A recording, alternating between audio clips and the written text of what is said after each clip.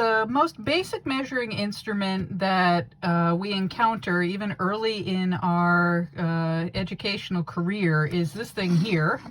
This is of course a ruler. On your Lab 1 sheet, this would be the general steel rule.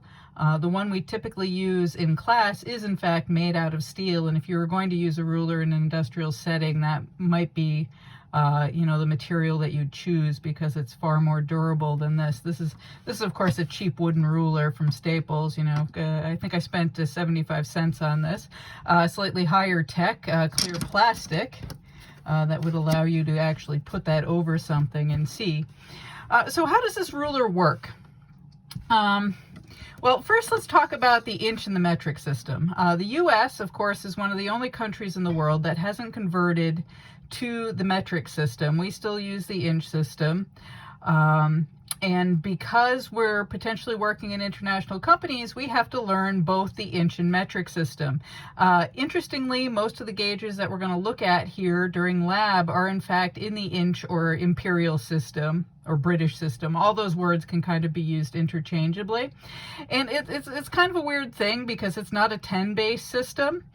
So if we look here, here's our 0 point, and there we see 1, and that's 1 inch that we have. And then we have all of these divisions between that 0 and 1, or between the 1 and 2. And if we count those up, we'd actually see that there's 16 little lines here. So each of those lines is worth 1/16 of an inch. So that's really weird. You wouldn't write that as a decimal on your answer sheet for the lab because this is in fact a fractionally measuring instrument here. On our clear ruler, we've got this little section here that they've conveniently told us are 30 of an inch. So if you looked at these, you'd see that there are 32 little lines, and we've kind of divided them into groups of 4. Or 8. We kind of call the inch or imperial system an 8-base system instead of a 10-base system, which again is really weird, but that is what we've got in the US. You can also see that we have centimeters on here.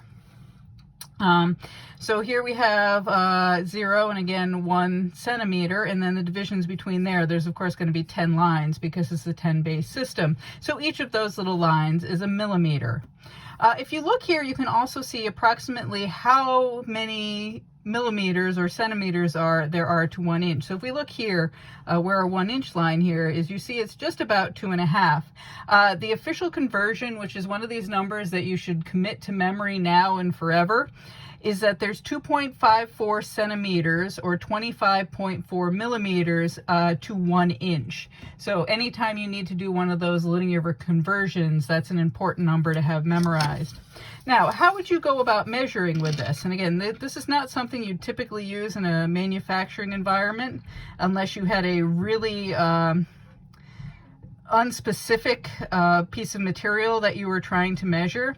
So you'd take it and you'd line it up with the edge here, and this is a little bit hard to see, but I've taken the 0 and lined it up with the edge of our nickel, and then you'd see where it lines up with and count over the number of little spaces we have here.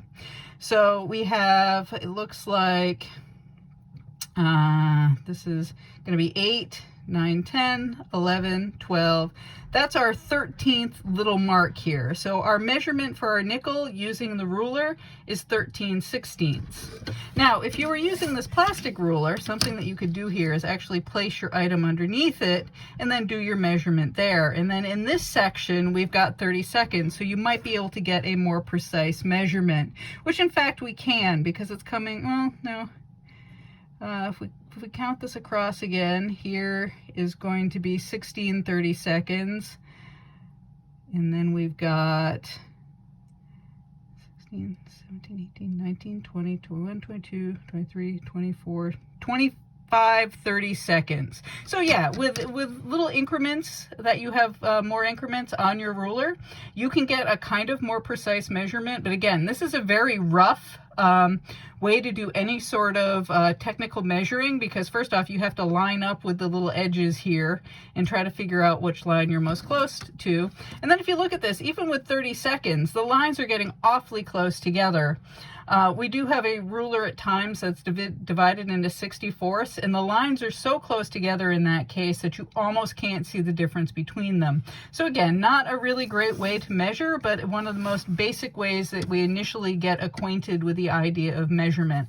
So there you have it. Those are your rulers, or on your answer sheet, your general steel rule. For your discrimination, let's go with what we have mostly here. So we're going to go, our discrimination is going to be 1/16 of an inch. I know we have 30 seconds on this, but it's only in a really small area. So you need 1/16 of an inch, and you can also measure in metric with this ruler. And we've got millimeters on here. So you need to write down two discriminations, fractionally 1/16 of an inch, and then 1 millimeter. So that's your discrimination for these two particular rulers that we have here.